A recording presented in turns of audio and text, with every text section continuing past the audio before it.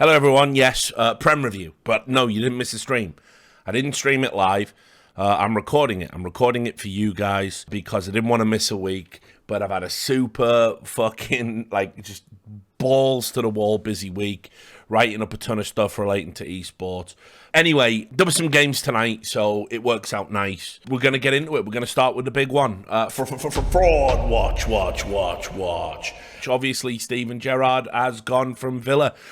Frank Lampard, they've gone Frank Rampart. That might be appropriate. I don't fucking know. Cunt's not going anywhere. But anyway, Frank Lampard rides again. Has the last laugh over his old friend Stevie G.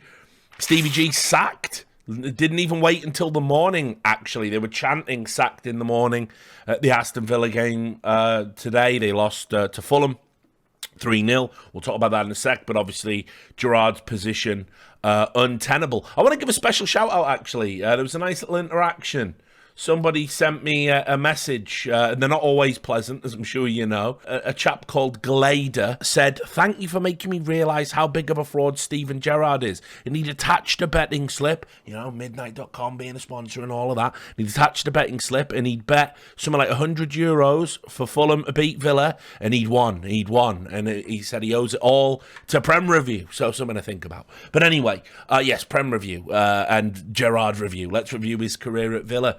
It's really fucked up in a way because, I always felt that I get why you take a Premier League job over maybe staying in the Scottish League. But what you have to remember is Steven Gerrard, when he was at Rangers, he was on course to become a bona fide Rangers legend. Now, I'm Celtics. I don't much give a fuck about that. But just talking objectively, he was on course to become a bona fide legend. Won them their first title since they went bust for a title in something like 10 fucking years or whatever the fuck it was. And he could have stayed there. And he could have, dined out on that for some time to come, signed some really good players at Rangers, got them back playing decent football, loath though I am to admit it. But he took a Premier League job, which makes sense.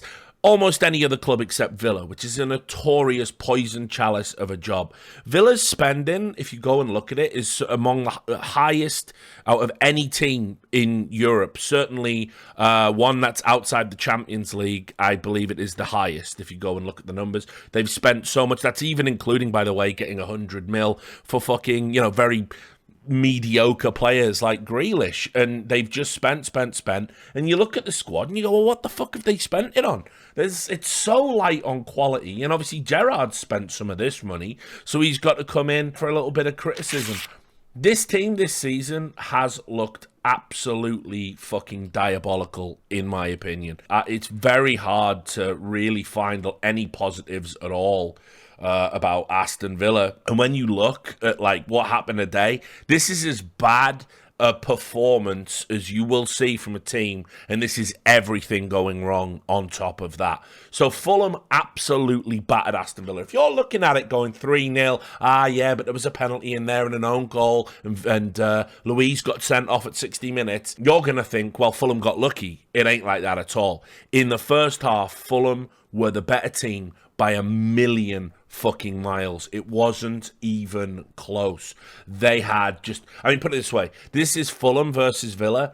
Fulham, 60% possession. Fulham, 8 shots on target from 18 shots generated. They were amazing, and they just looked hungrier and better for it. And remember, at the start of the season, I said Fulham are going to be all right. Mitrovic is going to get his goals in the Prem this time around, and Fulham are going to be above the relegation zone. There's worse teams than them in the league. They're currently 9th as of this game. Villa, on the other hand, were fucking diabolical. I don't know what people are expecting from this team, from this squad. Their midfield is woeful. I would have thought Gerrard would have had a better understanding about how to get some creativity in there and what makes a balanced midfield. They just aren't really creating anything at all. Certainly, I feel a bit sorry for Ings. I think he's been starved. But also as well at the back, they were diabolically bad. Just diabolically bad at defending. Mings looks to have lost his confidence. Every time Fulham went forward, you were thinking this is going to end up in the back of the net. And basically their keeper was probably the best player on the day. Could have certainly been a lot more if it wasn't for a few breaks of the ball and everything. So ultimately, Gerrard's position was completely untenable. And what's really concerning, I would say, is when they lost against Chelsea, which probably worth mentioning that as well, because that was only on Saturday. He came out and said, I thought we were magnificent. Everybody said, he's fucking delusional. But actually, Villa's performance against Chelsea was day and night from this. They were actually unlucky a little bit in the Chelsea game. Chelsea obviously got a 2-0 win over them. Villa's midfield made Mason Mount look like fucking vintage David Beckham. And the free kick he scored, it weren't even that good. Keeper got to shield some of the blame for that one. We'll talk about Chelsea and that game contextually in just a moment. But back to the legacy of Steve Gerrard. This is what I mean when I talk about poison chalice jobs. You never want to take the fucking Villa job. And look, Villa fans, I know a lot of them. Obviously I'm local to Birmingham. I'm a Blues guy. All my friends are Blues, but I do know one or two Villa fans. We just don't talk about football, frankly, because they don't want to. They're a little bit embarrassed about where their club is. They've been one of the fucking perennial underachievers in the Premier League for so long. And I think back to when I was growing up, how I used to actually, being a Newcastle fan, that game always had a lot of spice to it. They had some fantastic players where it was sort of like a London bias that was keeping players out of getting more England caps. You think about like legends like Ugo Ehiogu, who was just like a very underutilized centre-back by England at the time. Obviously, they had Dwight York before he went to Man United. This is a club with a lot of fucking rich history, though again, this is a very controversial thing to say in my circles. This is as bad a Villa team and as bad a Villa performance as I've probably seen, in my lifetime. They've had some real rough seasons, and for whatever reason, Gerrard, I just don't think really ever got these players fired up. They certainly have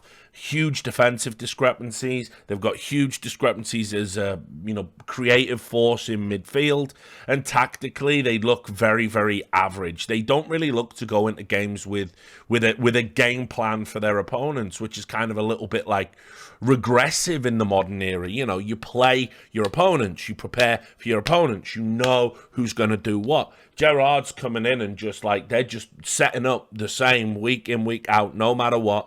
He's barely scraping together an 11 of any sort of real quality. And you just have to say that, unfortunately, Villa find themselves in this situation again where they're going to have to spend money. And it might be money they don't have anymore because, seriously, they have just blown so much money on just shit year after year after year. And every time they produce quality, right? Like every time they produce quality, it gets sold, and usually at a markup, and then they spunk that money on garbage again. This is all you need to know. Best player on the park probably for Villa today was the veteran Ashley Young. Like Ashley Young as well against Chelsea. He's come back into the Villa team after a long time out, old school player. He's just actually put in some shifts for them. He cares. You can see he's wearing his heart on his sleeve in the games despite being 35 or whatever the fuck it is. Another old man. I think about Milner and what he was doing over at Liverpool. Ashley Young's actually had a bit of that about him since he got back to Villa. So just a few other little issues in the squad as well. Maybe retroactively when Mings was saying he was suffering a little bit with, mental health problems. Obviously he lost the captaincy and stuff like that. And I just wonder if that's deflated Villa overall. Like maybe Mings was a good presence in the dressing room, but there's just been something off. There's not a lot of fight in the dog right now, and not what I expect from a Gerrard team. Like when he had them set up at Rangers used to just have a brutal midfield where it was like, listen, we're going to win the fucking ball back and we're going to get it out of the flanks and we're going to come at you. And they used to do that. They used to utilise that to great effect, and they were a decent team to watch by Scottish standards. So it's just day and night. It was probably the wrong job for him. I don't know if a little bit too soon in his managerial career. Gerrard's only 42 after all. So yeah, I think unfortunately Villa have got a long season ahead of them now.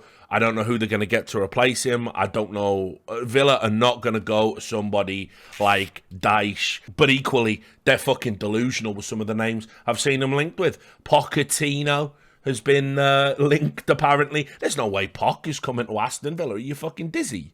That's not happening. That is not happening. I don't know, man. I hope I'm not going to be left with egg on my face, but you know what I mean? That's crazy talk. Pochettino, remember, he's been linked with fucking, Chelsea. He's been linked with, he's just come off the back of the fucking PSG job. There's no fucking way. The other big name that's getting thrown around, obviously, at the moment is Tuchel. Tuchel is out there, and he was linked with the England job this week. Obviously, Southgate's got all sorts of problems with England at the moment.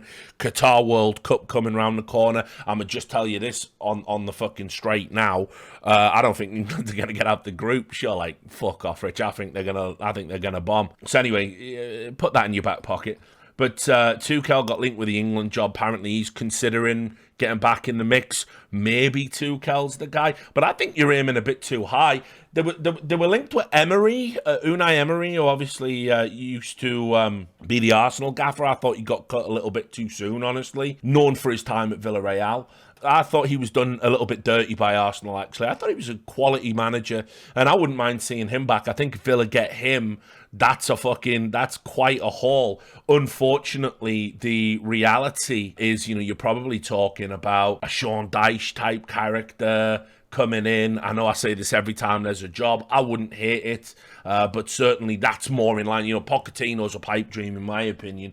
So maybe him. A lot of people are talking about Thomas Frank leaving Brentford. People are saying that, he's run a bit dry now and maybe they should be getting other people to come in and replacing him. I don't know about that neither. Oh, and I saw Mick Beale to take over full time, obviously. So because he joined Cube, that was it. He came with him and then joined Cube. Yeah, he's been linked with Wolves as well, I think. So he's in demand. So it could be Mick Beale, and again, that's the caliber of manager I think Villa are going to be looking to get. But either way, Gerrard had to go. Fraud watch done.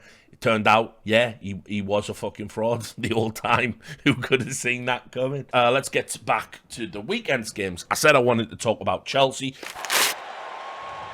Chelsea had a 2-0 win over Villa, and I'm not going to dwell too much on it. Villa were maybe a little bit unlucky to not get away with something, but the man of the match for me was Chelsea's goalkeeper, Kepa. I can never say his name, Arrizabalaga, I think it's pronounced. Him coming into the side, like sometimes when you're a gaffer, sometimes you get good fortune, and obviously Mendy got injured, and Kepa has been on the bench. People don't really know where he's at. There hasn't been a temperature check, but I actually thought Mendy was a large part of the defensive problems at Chelsea. He was making mistakes. He didn't seem to have confidence in his back four. And if you're second-guessing your defenders, the defenders are going to second-guess you. It creates this cyclical feedback loop of mistakes and error-prone gaffes. And that was happening at Chelsea under Tuchel at the end. They couldn't keep a clean sheet for love nor money. And like I said, the word I used to describe them was defensively brittle. They were brittle at the back. Once a goal came in, they were always liable to leak another 2 or 3.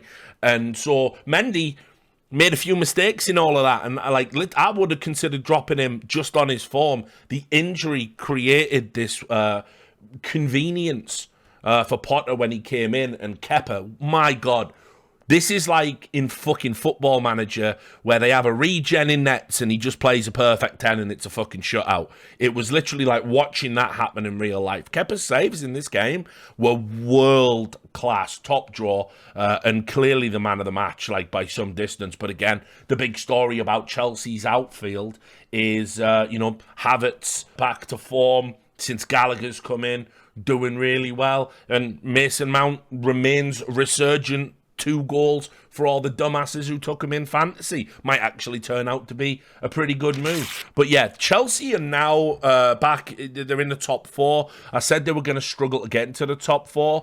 We're going to talk about Liverpool, maybe like a phoenix coming back from the flames with the big game of the weekend. But I feel like under Potter now, anything is possible. He's resurrected careers and fortunes in the short time he's got. He's had the benefit of luck with Kepa coming in. Kepa's got to be the number 1 choice now with the performance he's had. It weren't just this week. It's been like every week since he's come in. He's looked really, really solid in nets, and this was just God tier. This is like, when you get a bit of table time and you start getting good.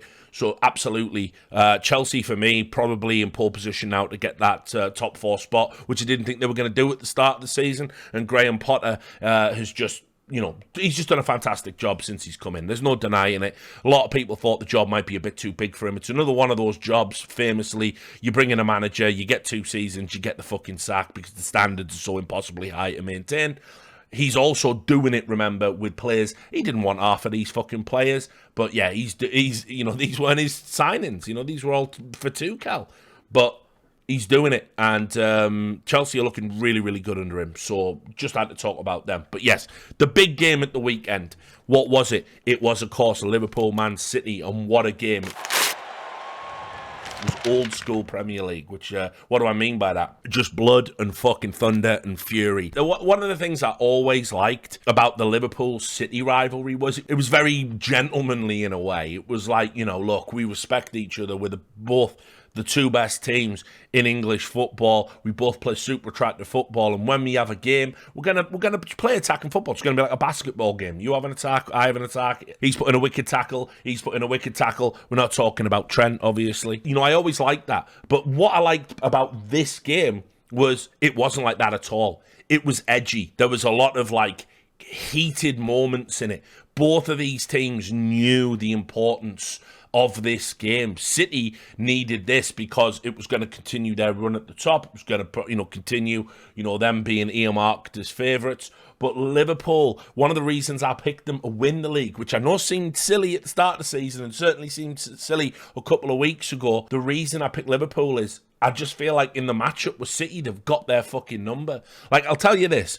After watching the Community Shield, and I watched Liverpool pocket Haaland on the fucking first game, right, I was like, you know what? I've got high expectations for that player. He will still be the Golden Boot scorer, but he will not get it done against Liverpool. Liverpool have got him fucking sussed, and they did it again here. Didn't score. City didn't score. They had a lot of the ball, a lot going forward, but Liverpool were actually unlucky, in my opinion, not to have a little bit more. Now, obviously, we'll talk about contentious refereeing. Both managers went away really unhappy. Indeed, Klopp got red cards sent to the stands, and he said, "You know what? Fair play. I lost my cool." But listen, I can only give it from our point of view, and maybe I'm a little bit biased because I'm an old man that grew up with Liverpool being the team before United took over. But for me, I thought the referee stank in this game, and I thought one of the things that really pissed me off was I was listening to the commentary, and they were going, "Oh, he's brilliant. He's letting the game flow." Yeah, he was letting the game flow because he was fucking not giving free kicks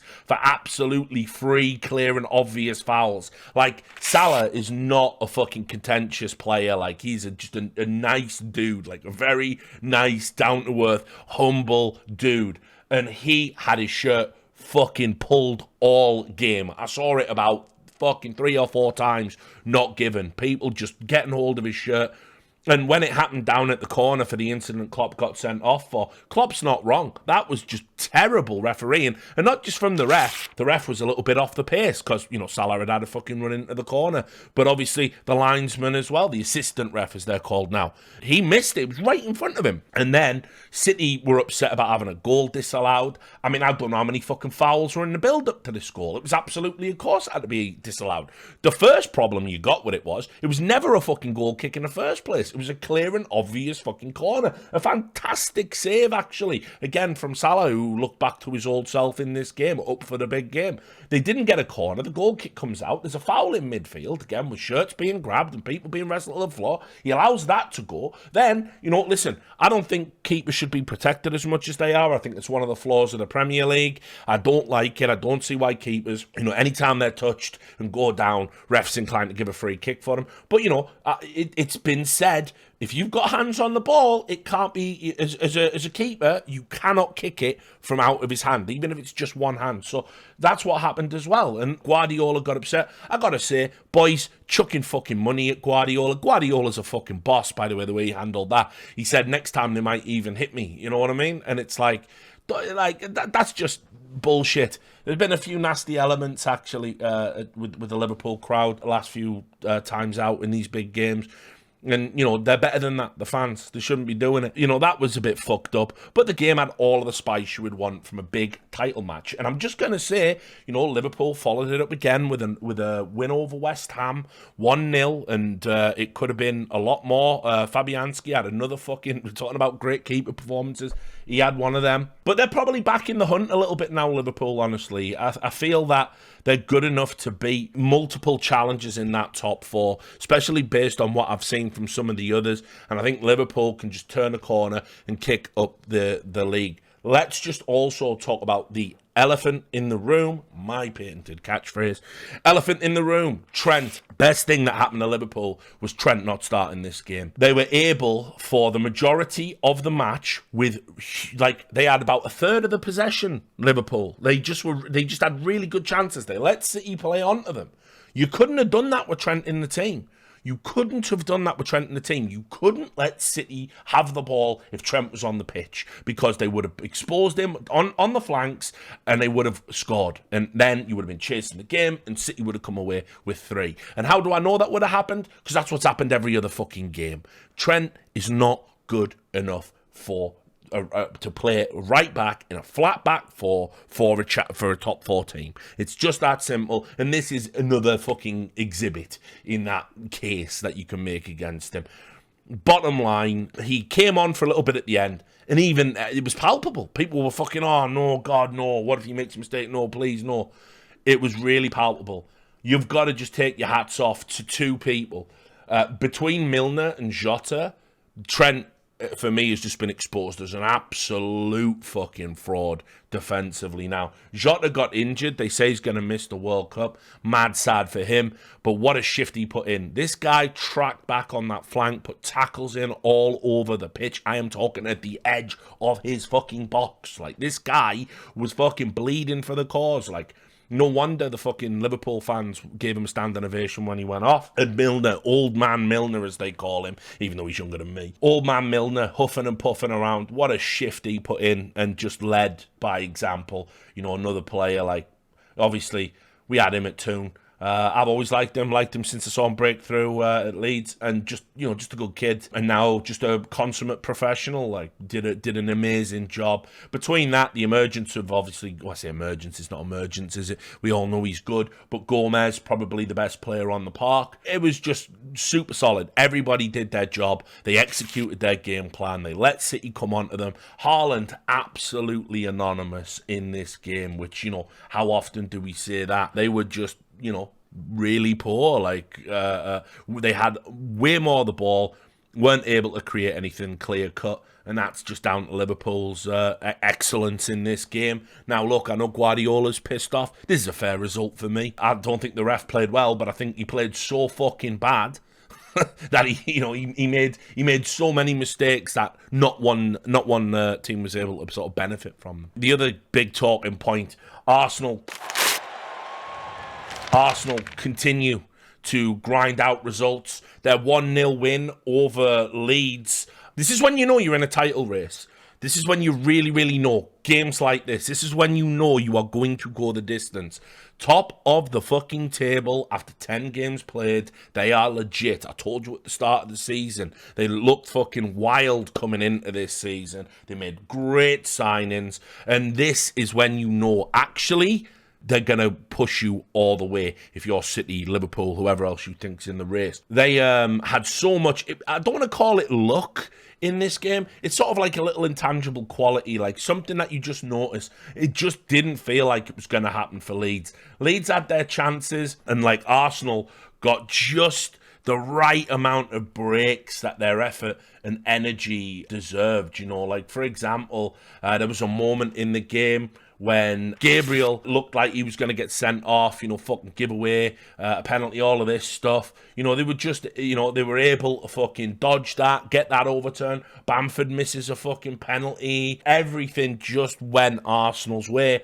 And they were able, thanks to an incredible performance by Saka, again, who's probably been Arsenal's player of the season, along with Jesus, they were able to, grind out a result. And these are the wins that get you over that line. These are the ones where, the fourth best team in the league when they had this fixture or they had a game that went this way, they lost, Arsenal were able to win. They should have dropped points here, in truth, but they didn't. And so, for me, I feel like Arsenal just continuing to do what Arsenal do. It's lovely, attractive football. Now there's a little bit of an edge to them with Gabriel and Saliba at the back.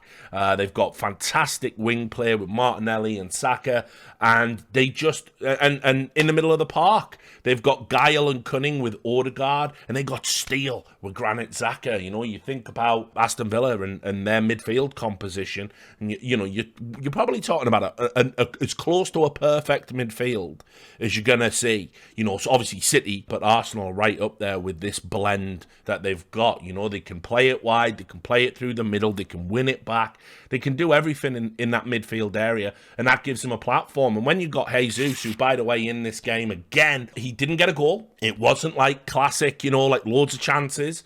He led like a number 9, like an Alan Shearer, like a Mark Hughes. He's just backing into you, holding up the ball, winning free kicks, being a nuisance. The defenders were not having a good time playing against him, and that is something he's added to his game and added specifically for Arsenal. And so, I don't know, a lot of people are starting to become believers. There were, even the Arsenal fans that watch this podcast and follow my content, they were cautiously optimistic. They think top 4, we're going to get back into the Champions League, all of that stuff. Now they're starting to believe, actually, fucking hell, out of all the teams we've seen this season, plus with the little bit of luck we've had, we're back in the game. We can actually challenge for a title. And I think you're right. I think you're right to be optimistic.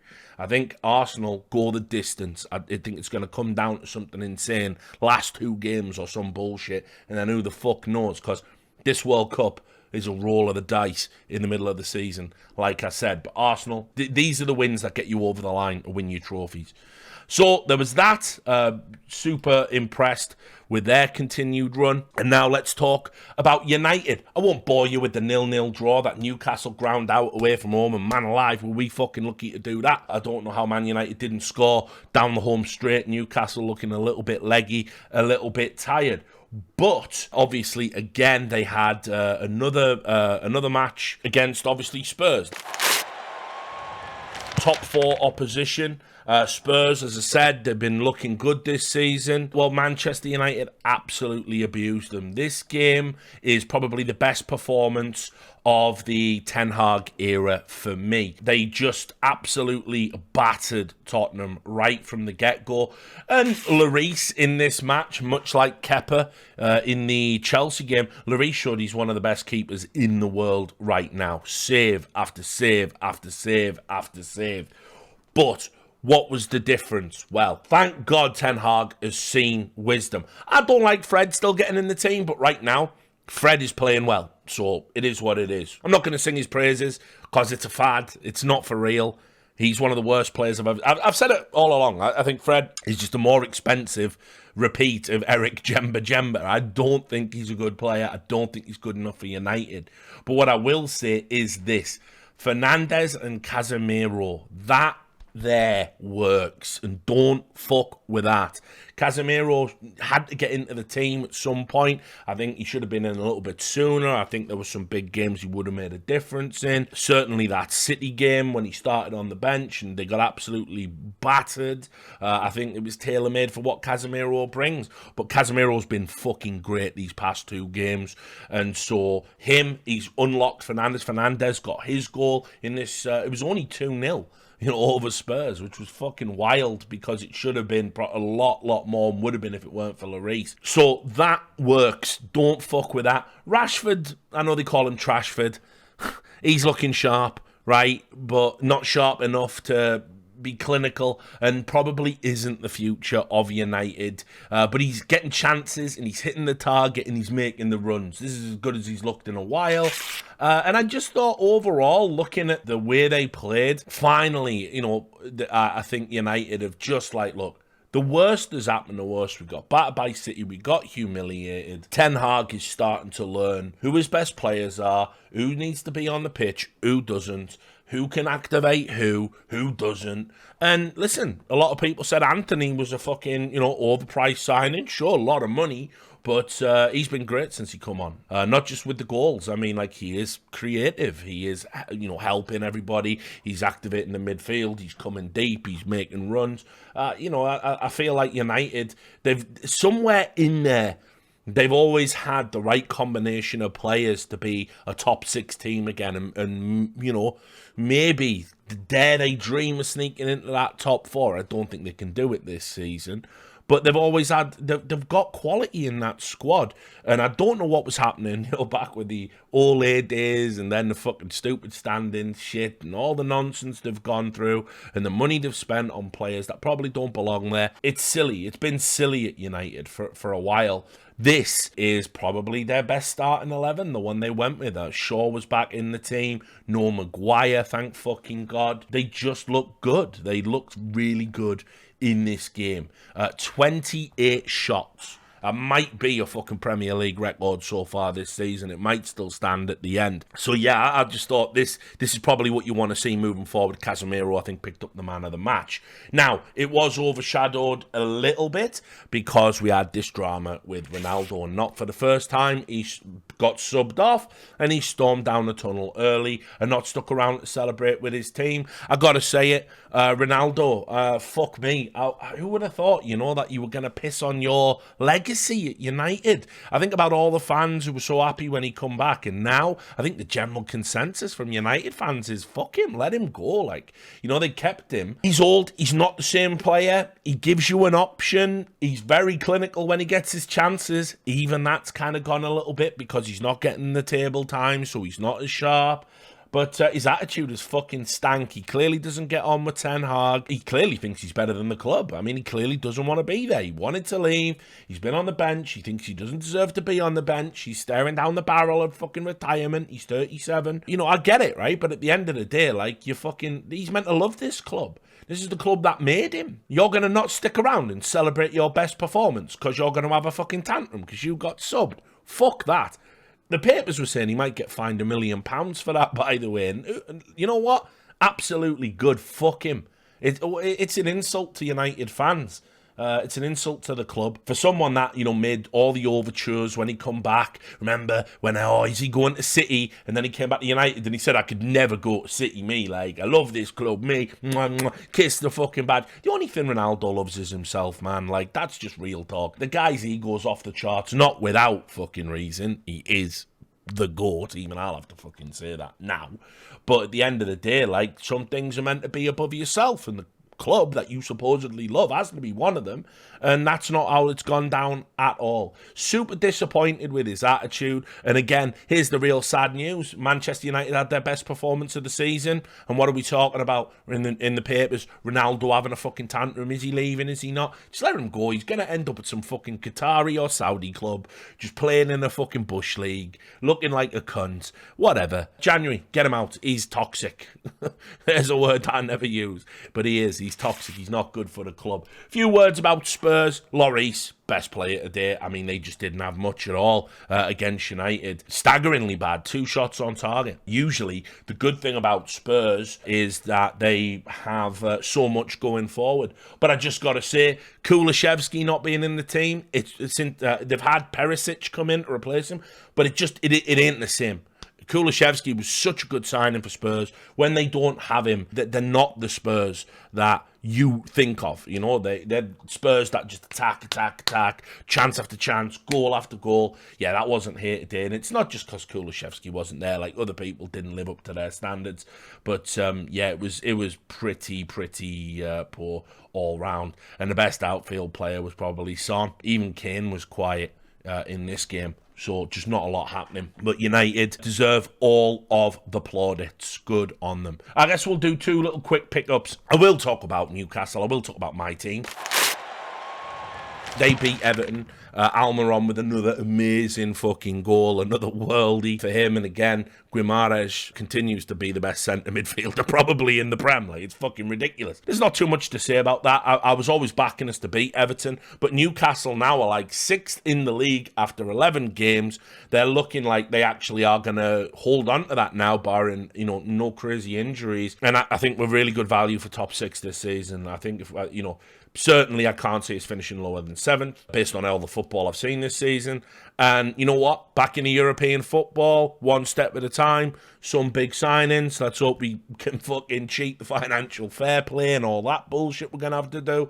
Maybe one day we can get back into the Champions League. You know, maybe I'll live long enough to see that, which I never thought I would. I thought Newcastle was done. I thought I'd be going to fucking championship games in my 60s. But anyway, just a good performance. You don't need to talk too much about that. It's 1-0 over Everton. Like, yeah, okay, fair. And then this is the big one. Leicester. Rodgers continues to cling on. You know, we're doing fraud watch. We've got Gerrard's gone, and Rodgers still has a job, and Lampard still has a job. Now, Rodgers today was defiant and bullish in the post-match interview. Leicester had a 2-0 over Leeds. You know, it was described as a battle at the bottom, fellow strugglers. You know, for me, neither of these two teams, both of these two teams should be battling in mid-table, not down here. I don't know how it's got so bad, but Leeds were kind of a little bit unlucky, but not. Defensive meltdown for the first goal. You know, give the ball away 10 yards out of their box, then it goes wide, it comes in, Cork fucking kicks it into his own net. Just stupidity all round. Then they hit Sinistero, who's Leeds' best player probably. He hit the fucking bar, and then and then they go down. It was back and forth, and Leeds were the better team. But you've got to put it in the net, and you can't give away an own goal head start super early on in the game, you know, like first 15 minutes, and that's what they did. So, you know, Leicester, they don't look good. I don't know what to say. They've won 2-0. They don't look good, but they're still in the bottom 3. And now with obviously everything that's going on at Villa, and Wolves are going to get a gaffer, and like Leicester are going to have to fucking book their ideas up. This is the start of a long road back to heaven. I don't think they're going to get there. I think Leicester are going to be in this relegation dogfight all fucking season. Results like this should have been a given coming into the start of the season. The squad Leicester had, you know, they should be beating the likes of Leeds, like, all due respect. So yeah, crazy stuff. But yeah, man alive. I thought Leeds, like, just weird, you know, so much possession and just not a lot of quality and just not very incisive. They were having a lot of shots, a lot of, you know, meaningless shots, you know. So yeah, it was Leicester picking up this result keeps Rodgers alive. I think he still gets fired before the end of the season. I mean, they've got a run of bad games coming up, so we'll just have to wait and see. But yes, that was the Prem review. I'll leave you just with, you know, the final story. Gerrard is gone. Villa now look for another manager. Let's see which sucker takes that on. And yeah, I'll see you next time. Take care.